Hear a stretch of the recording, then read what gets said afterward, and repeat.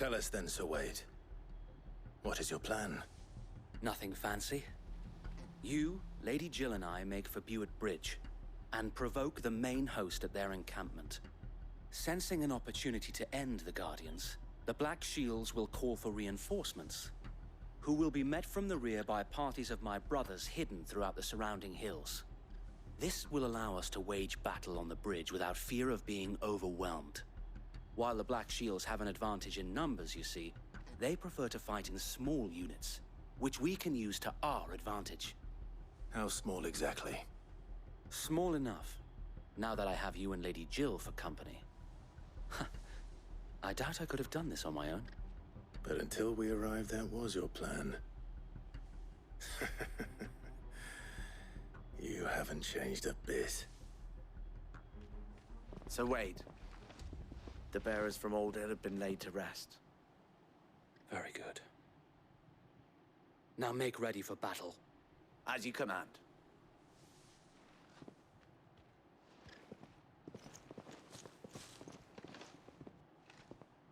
Thank you, Sir Wade. Perhaps now they will find peace. There is but one thing which will grant them peace. Putting an end to the Black Shields. And so we shall.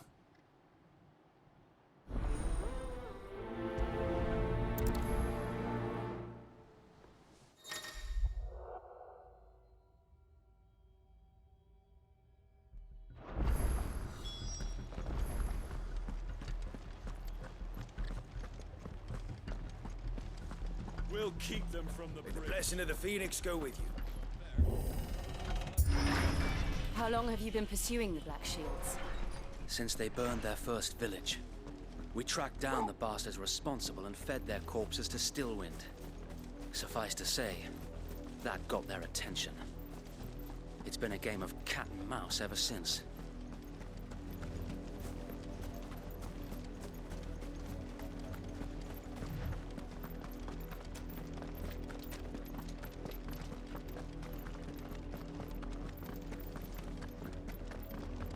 Look at me sideways. Come along now. The bastards are lucky I didn't. There they are. On your command, my lord.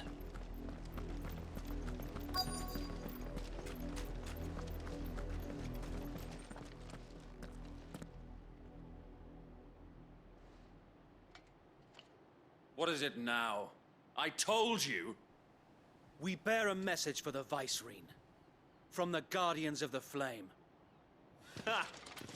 You presume to tell us that a pair of filthy vagabonds, a woman and a dog, could guard aught against the might of the Black Shields? Then come! Die along with your flame! For us, area! For us area! Your petty revolution ends here. On these our swords we swear.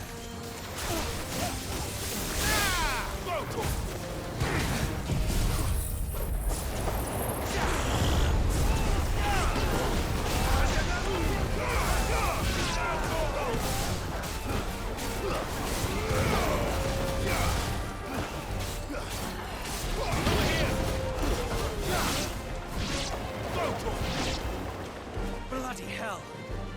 Reinforcements from the far bank! Another wyvern to fight their battles for them.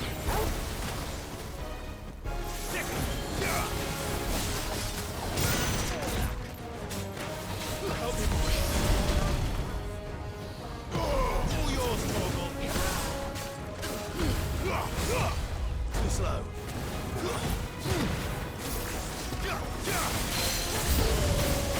More dragons!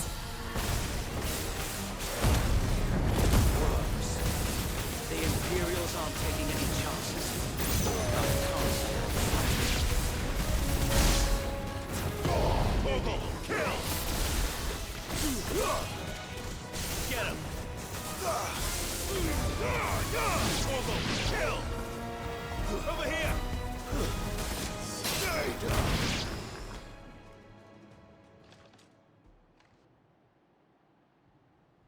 A noble stand, albeit a misguided one.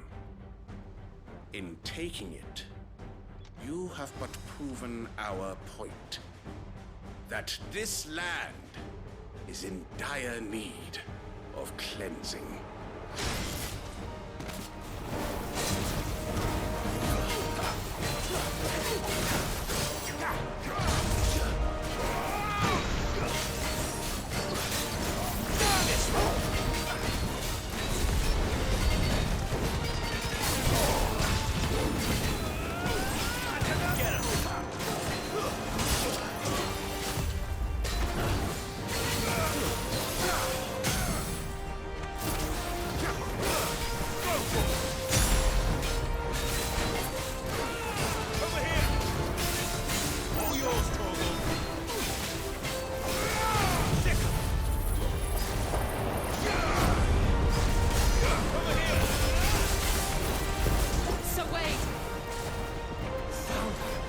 There's no one left to keep them occupied. We need to finish this. You mean finish him? Get him!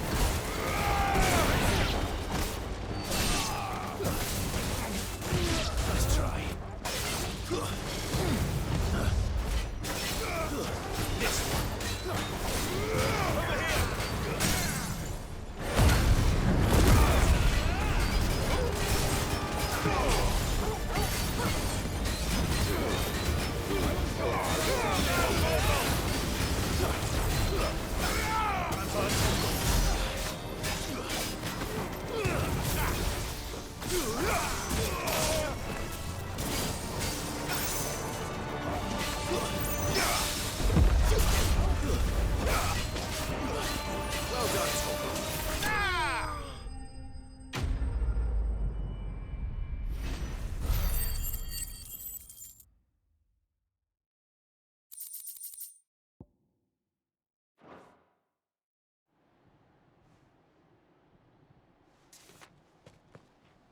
I don't see any more. Nor do I. The plan worked. It did. It bloody worked. We sent every last one of the rotten bastards straight to the mud! My, Lord, perhaps this will be enough to stop the Cullings. For the time being, at least. Perhaps.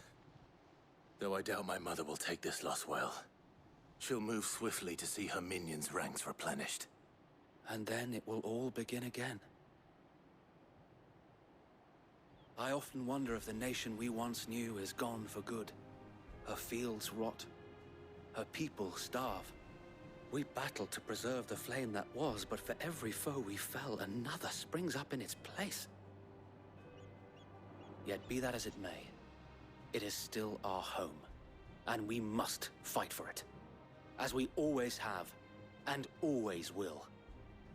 For as long as the Firebird's flame burns in our hearts, the Duchy cannot die. And her loyal subjects may dream of a day when the Rosarian standard flies over Rosalith once more. So wait, Think we should fall back to Port Isolde before the garrison sends reinforcements? A sound strategy, my lord.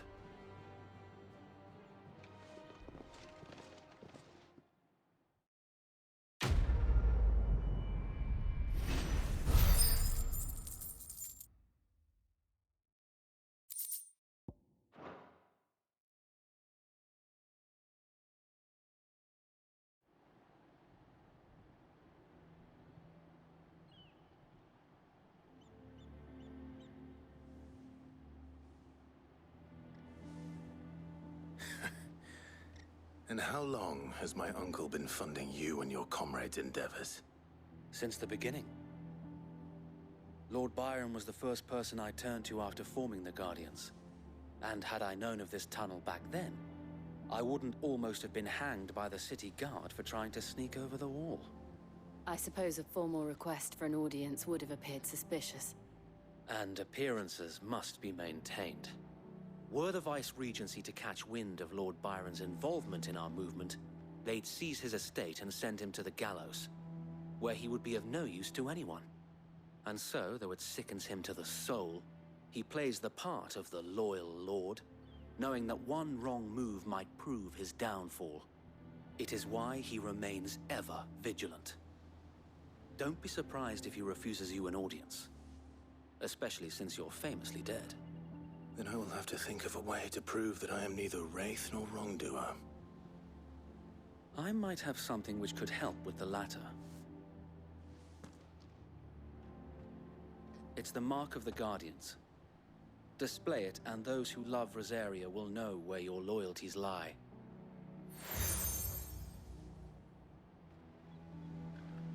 I shall wear it with pride. Be sure that you do. I don't want my men attacking you again. Unless you deserve it. If only Sir Tyler could have been here to see you. Or the Lord Commander. Thank you, Sir Wade. If there is ever anything you need. I know. Go on now, my lord.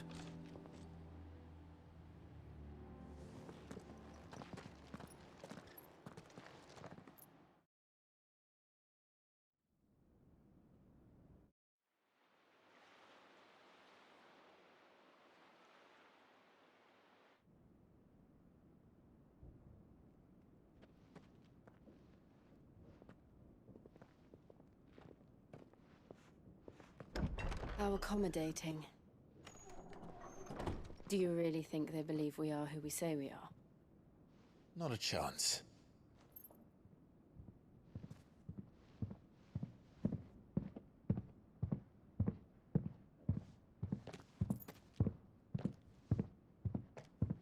Right, I guess. My uncle believes we're imposters here to rob him.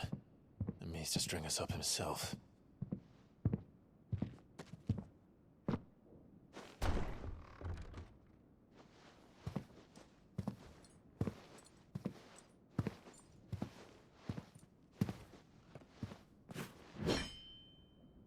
Imagine my surprise when I was told my nephew had come to visit.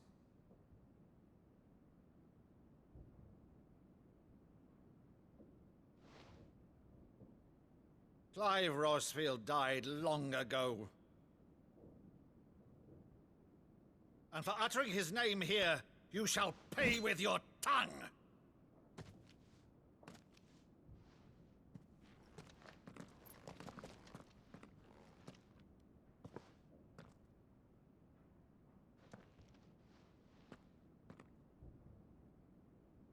You would mock me as well?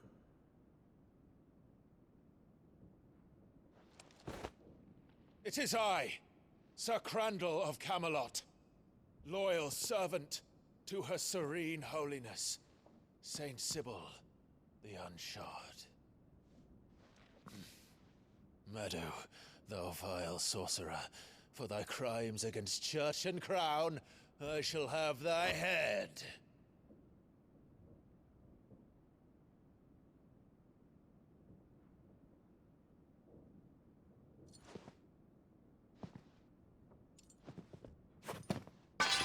Curse thee, infectious flax wench. Even in death, must thou plague me still? Very well. I shall open the gates of hell, that thou might see thy charge once more.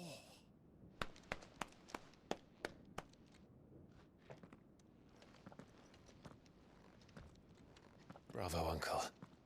You're still the finest Meadow in the twins. Oh, Clive, my dear boy, it's really you.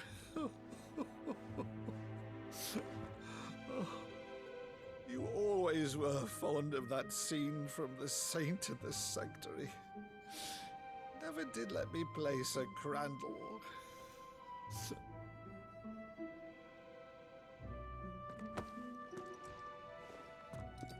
I have a favor to ask, Uncle Byron. Rutherford, inform the kitchens. There'll be guests. We dine immediately. But, Uncle... You can't very well regale me with the tale of your miraculous preservation on an empty stomach. Go on, sit.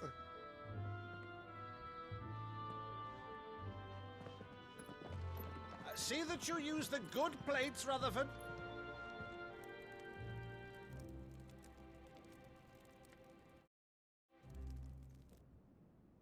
So you arrived late to one of her cullings, did you? Since becoming Vicereine, Annabella has been a constant thorn in Rosaria's side, but these atrocities are a new low. Something has changed. Quite what, I don't know, but the woman we knew is gone, and a monster sits in her place. A monster. For better or worse, I've been charged with governing this town, and thus must maintain the illusion of obedience. That's all I can do to aid Wade and his merry band of revolutionaries. So he's told us. You have risked much for Rosaria. Our nation will be forever in your debt.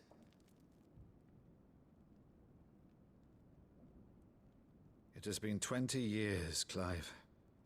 The nation your father and your forefathers fought to defend is no more. Perhaps it would be otherwise had I the courage of my brother.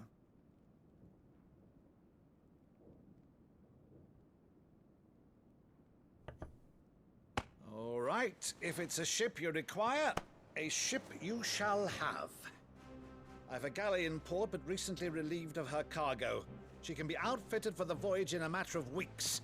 So you believe us, then? About everything? Believe you? Ha! Only a fool would believe even half of the things you claim. But until tonight, only a fool would have believed my nephew still lived. And besides, I have it on good authority that Clive is telling the truth. Whose authority? Your own, of course. You've always been a terrible liar. Is that true? It's not untrue. Let's say no more about it, eh? It wouldn't do to linger on my nephew's greatest failing.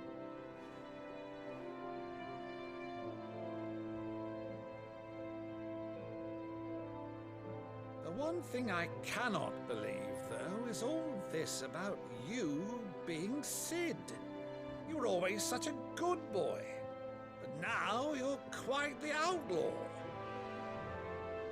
Which, if I'm not mistaken, would make me an outlaw's uncle. Right then, who shall we pillage first? Rutherford, fetch me my cutlass. This will be fun.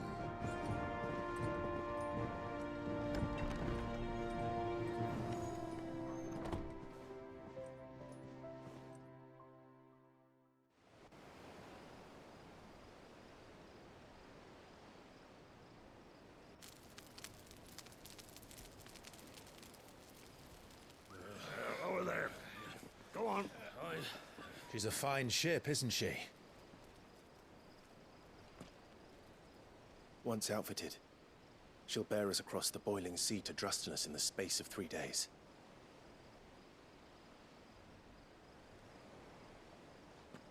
Something on your mind?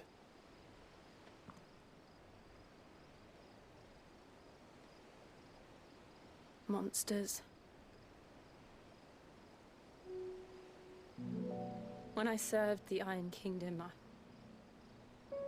I did so because I saw no other choice. Because once they learned that the lash would not move me, they turned it on those who could.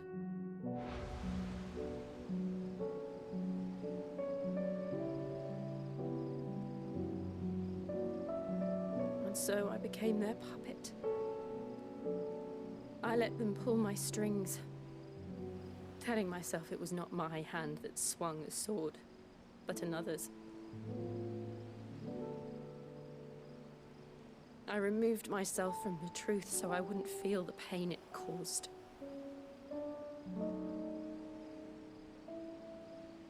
And before I knew it, I no longer felt anything. Anything at all.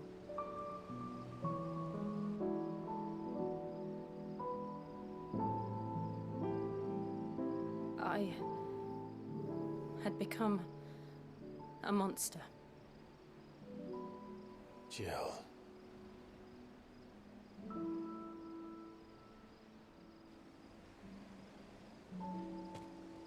I don't want to be a monster, Clive. Do you understand? I want to choose a different path, a better path. To live on my own terms. But before I can do that, I need to come to terms with my past.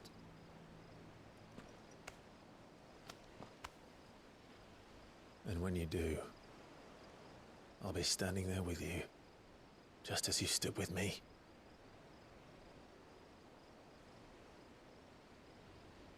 Thank you, Clive. I must atone for my sins.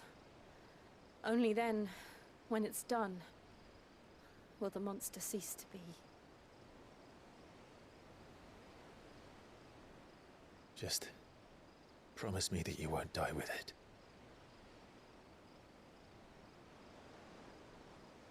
Now, let's get some sleep. The journey back to Benamir is long, and there is much to tell the others.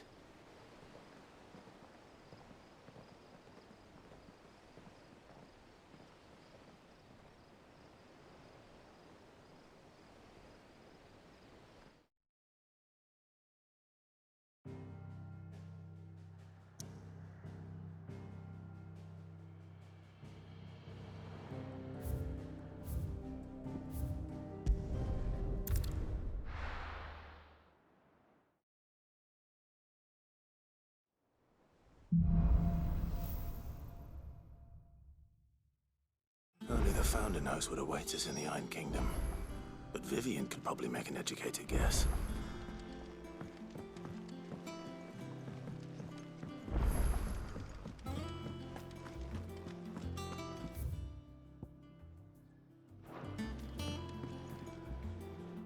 I didn't take you for a scholar, Ivan. Oh, this? Well, it's Valisthea, a culinary pilgrimage. I borrowed it from old tomes. Seems there's no creature in the realm so foul it can't be cooked up into something delicious. Think I'll stick to the unfoul ones, thanks. Oh, where's your sense of adventure, Sid? Honestly, one glance at these recipes, and even you would trade in your sword for a butcher's cleaver. From spit roasts to sweetmeats, this book has them all. What I wouldn't give to bring these recipes to life. If it's my blessing you're hoping for, then by all means. Well, I'm no hunter, Sid. The first tunnel worm I came across would be the death of me. But you're made of sterner stuff. Would you help me resurrect one of these recipes? Something tells me you won't be taking no for an answer. Fine, I'll help. Fantastic! Thank you. So, dare I ask what's on the menu? Chance's Stew. It was once a favourite among the gourmands of Oriflamme, if the author is to be believed. Though Molly's never heard of it. The only problem is that while the recipe is extremely detailed in most respects, it's infuriatingly cryptic as to the main ingredient. A beast, no doubt. Most likely something that would make easy work of a simple cook with more broth than brawn, but unwanted violets. I've no idea what they might be. Does the book say anything else? Well, only that the sweetest violets sprout atop the bed of roses. Roses. Rosaria, perhaps? One of the butchers in Martha's Rest might know something. I'll ask next time I'm there.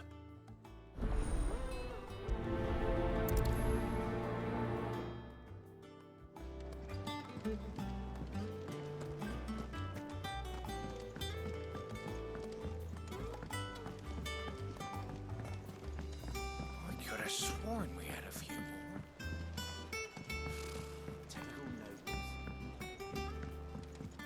How did we never There are hear new about billets these being guardians of the posted flame? every day. Clive! Oh, am I glad to see you? Is something wrong? It's Blackthorn. He ain't himself. And if I'm honest, he ain't been for a while. That normally it only takes a couple of drinks to perk him back up, but not this time. Something's getting him down. And whatever it is, he ain't telling. It's like he's lost his spark, you know? He's barely got enough fire in his belly to get the hump about stuff. But I'm thinking he might if we both bent his ear, because he respects you, innit? So, what do you say? Fine. If you think it will help. I knew you'd understand. But if he doesn't want to talk, we let him be. He'll open up when he's ready. All right. Now, he'll only smell a rat if we both turn up at once. So, I'll go first, and you can meet us at the forge. Wait a bit, then head over when you're ready.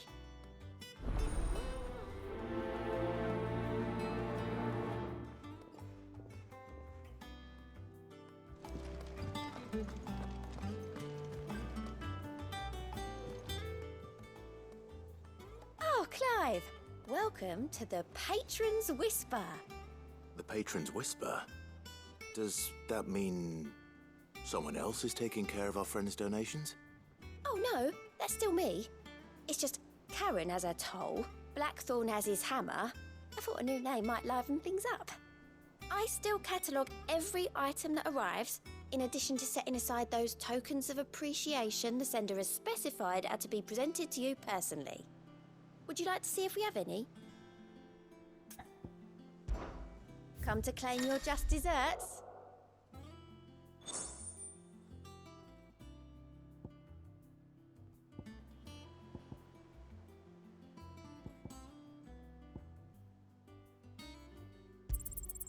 All yours.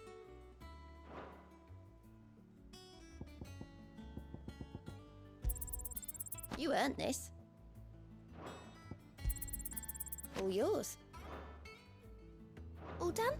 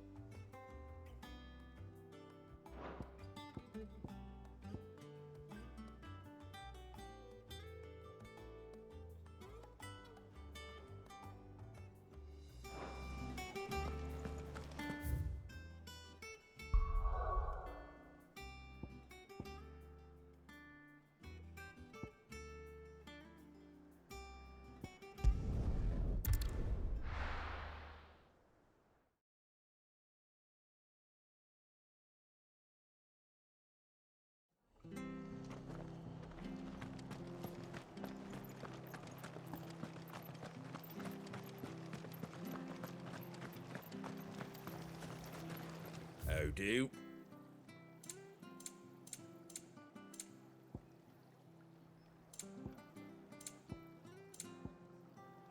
That all, is it? Thank you for sticking with us. Those of us who are still here have to look after each other, don't we? Ah, welcome. Times may be hard, but if you got the gill, I got the goods. What can I do you for? Unwanted violets, if you have them.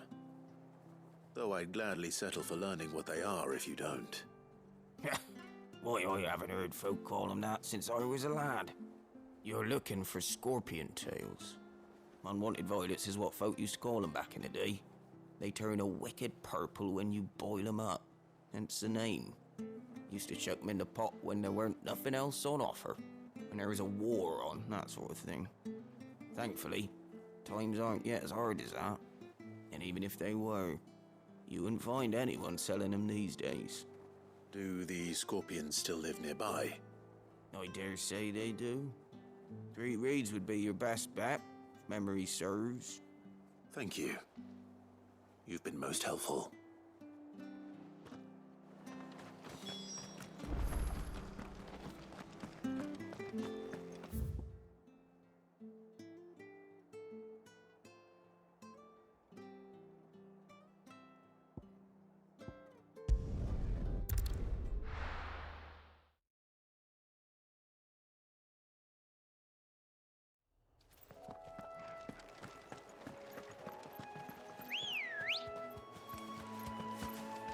Good girl.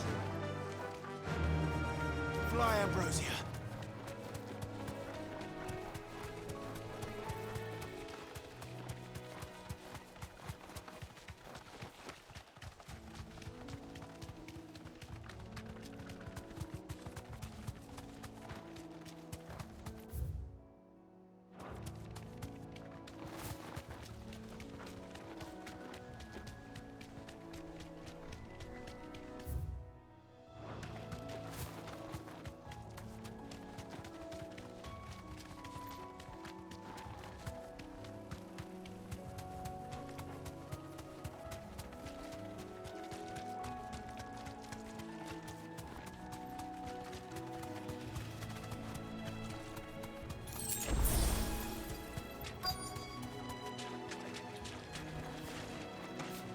Scorpions.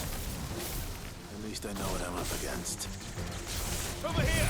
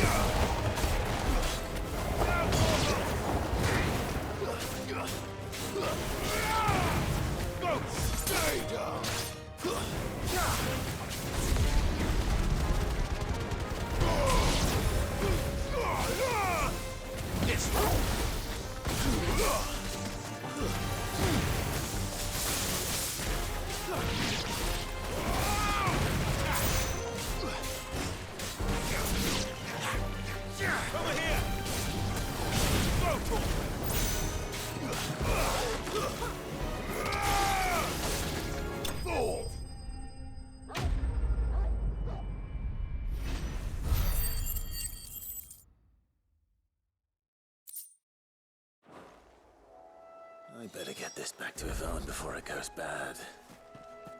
Or any worse, at least.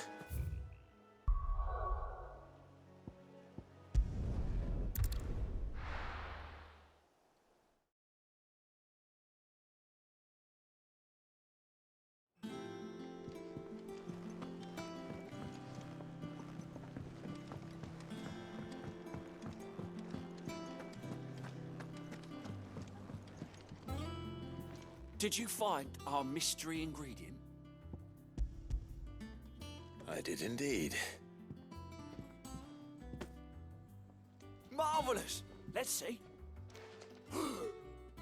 What am I supposed to do with this? It's poisonous, surely. You wouldn't be wrong. But that's your unwanted violet. Into the pot it goes, I suppose. Wait here. I won't be long.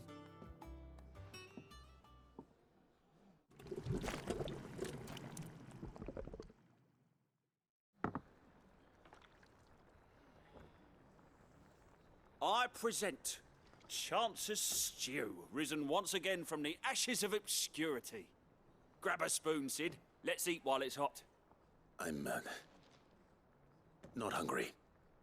Well, it'll be too late once I've licked the bowl clean. Your loss.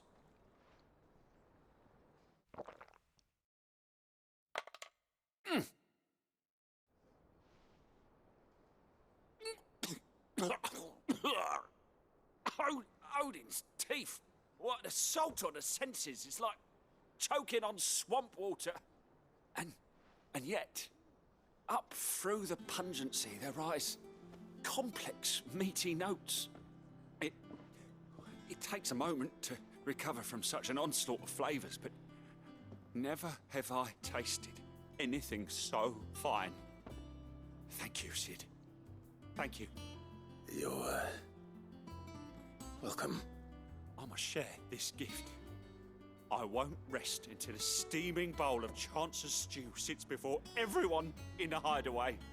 A single mouthful, and Molly will be breeding scorpions of her own.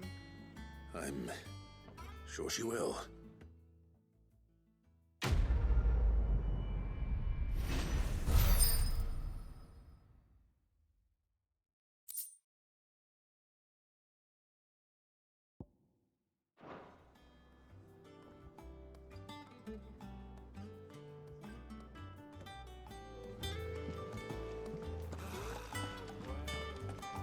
That monster's taken quite a liking to Lady Karen.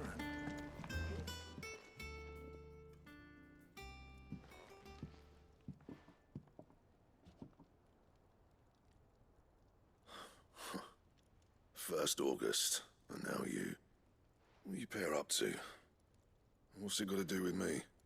August was worried that something had been weighing on your mind. I thought you might want to talk about it.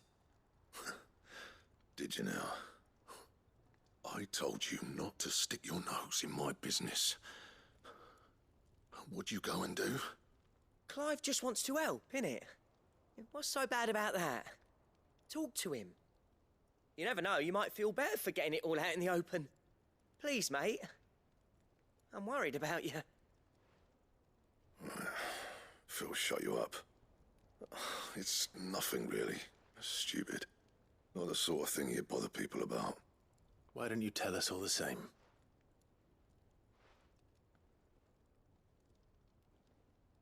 Karen and I have an arrangement. I keep an eye on Goots, and she shows me what the competition's up to. Interesting arms and armor, things like that. Anyway, the other day, she shows me a cuirass she's come by. Masterpiece of level work. Light, supple, and tougher than it had any right to be. Made my stuff look like heavy, clumsy shit. I should have brought the bastard thing there and then just to study it, but I was too proud. And now every time I reach for my hammer, I'm reminded that I'm not the craftsman I thought I was. There. You happy? You got what you came for? Now piss off. All right. We're going.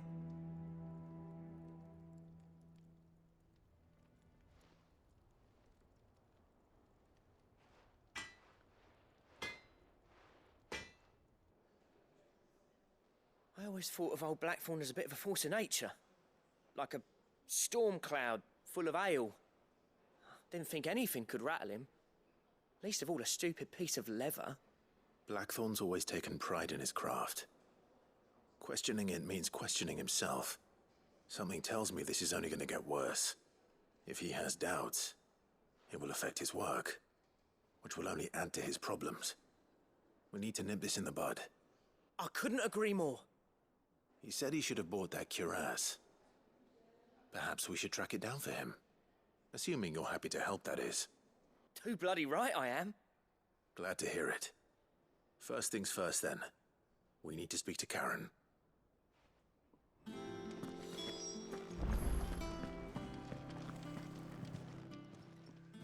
Karen, do you have a moment?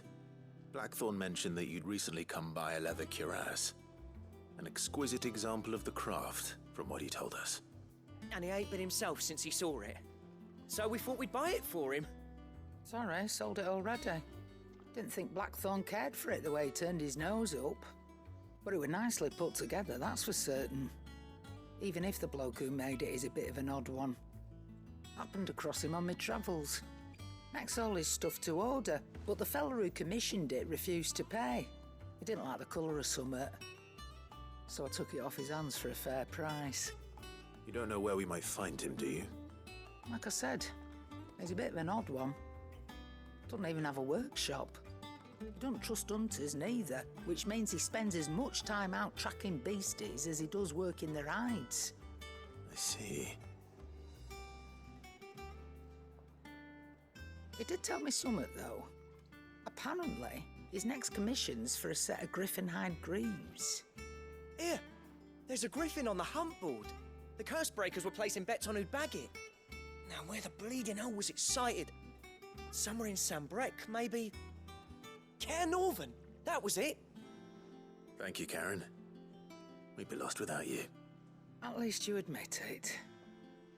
So, it sounds like going after that griffin might be the best chance we have of finding our roaming leatherworker.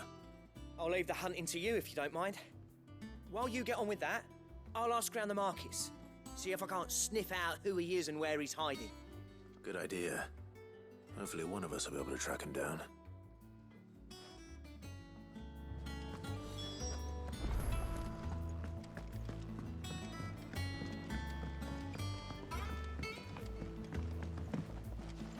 I could have sworn we had a few more.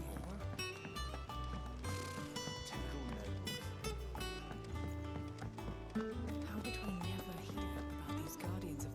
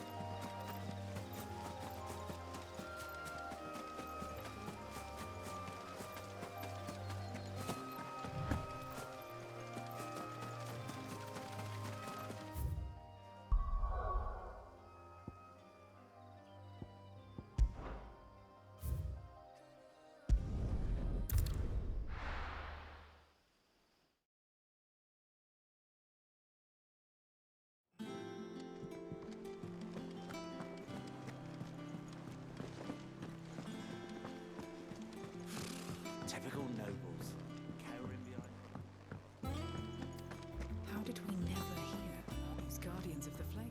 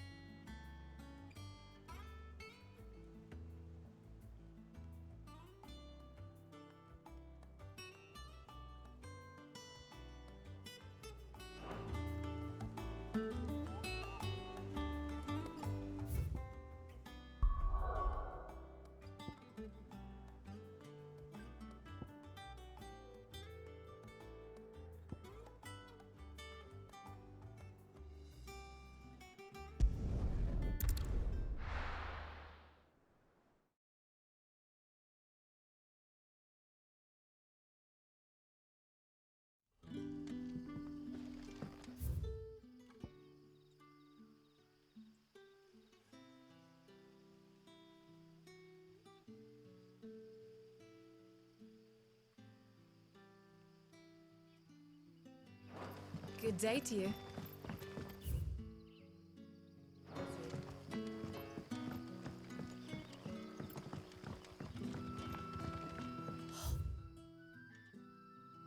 The crystals we get from the tail are all but worth.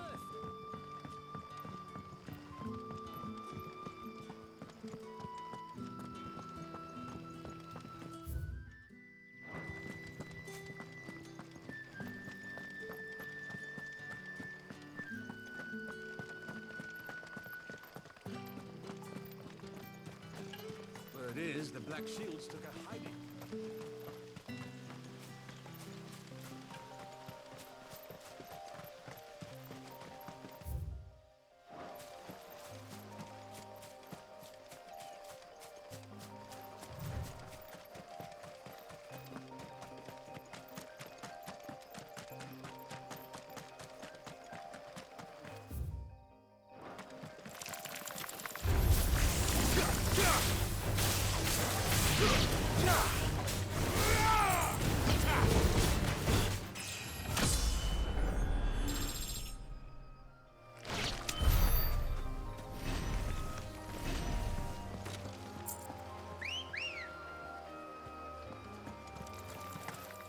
Let's go.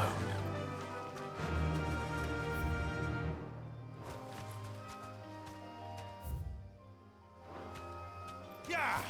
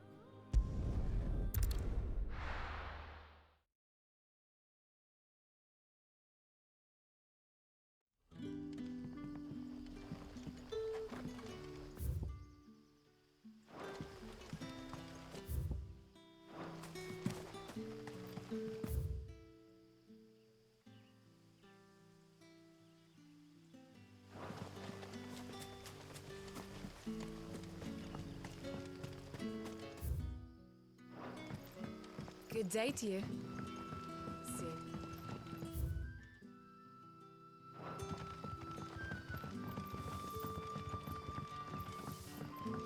The crystals we get from the tail are all but worth.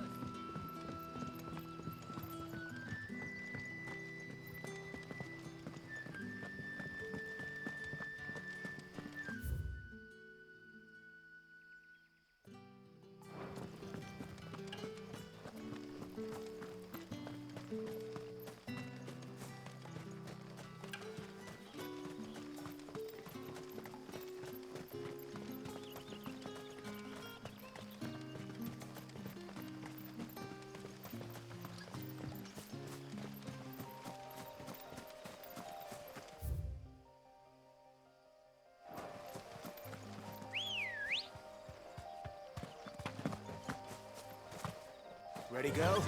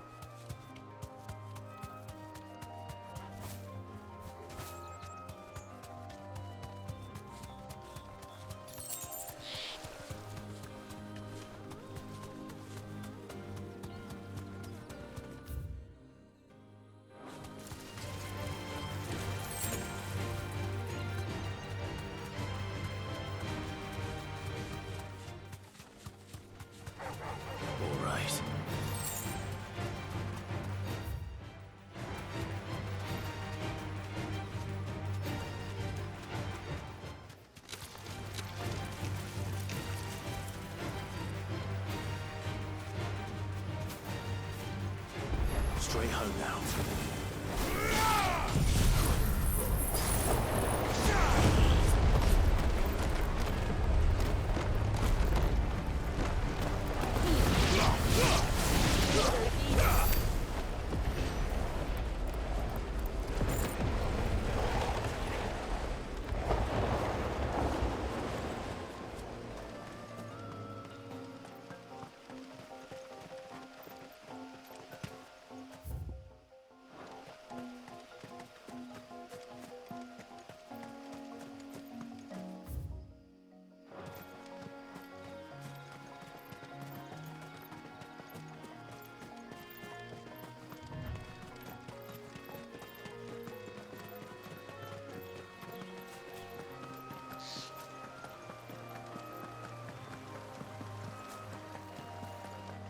Griffins don't exactly make for easy prey.